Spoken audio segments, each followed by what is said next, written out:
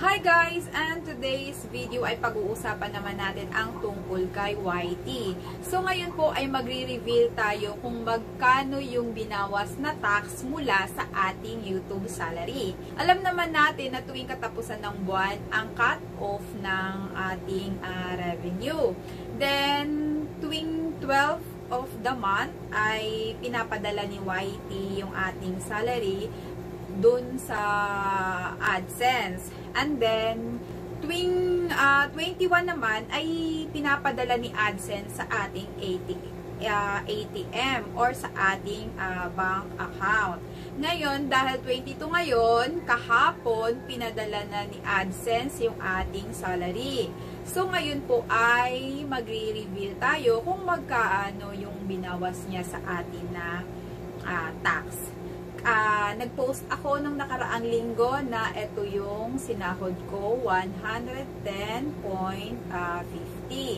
So, ang dumating po sa akin, ang naipadala po niya ay 94.52.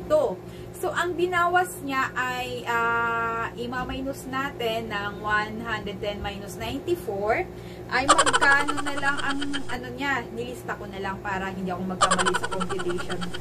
Ito. So, ang ibig sabihin, ang nabawas niya na tax ay $16. Dahil 50 ang ano ngayon, ang dollar ngayon ay nasa 56. So, ito times natin siya ng 56. 16 times 56 ay 896. So, ganun siya ganun siya kalaki yung binawas sa atin na tax ni YT. And pagdating pa dito sa atin, kakaltasan pa yun ng bangko. Wini-withdraw ko kasi yun sa, sa Metro Bank. Ang kinakaltas nila dyan, more or less, nasa 600. So, ang mangyayari na lang, magkano na lang ang matira sa akin? Siguro, mga nasa $80 mahigit na lang siguro ang mga nasa 4,480 na lang ang matitira sa sweldo natin kay YT. Pero ganun pa man, thankful pa rin ako dahil kahit papano, meron naman akong nakuhang salary mula kay YouTube.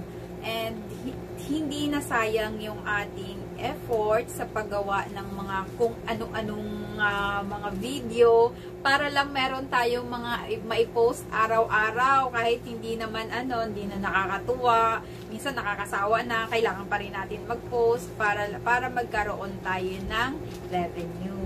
And sa katulad ko ng mga nagbabaka sakali dito sa social media na kumita or magkaroon ng sahod, tuloy nyo pa rin yan. Malay natin, pagising nyo sa umaga, monetize na kayo ni Reels at saka ni YT. Magkakaroon na kayo ng salary. Mas malaki pa yung makukuha nyo dyan na sweldo. Diba? Yun lang guys! Don't forget to like and subscribe to my channel. Bye!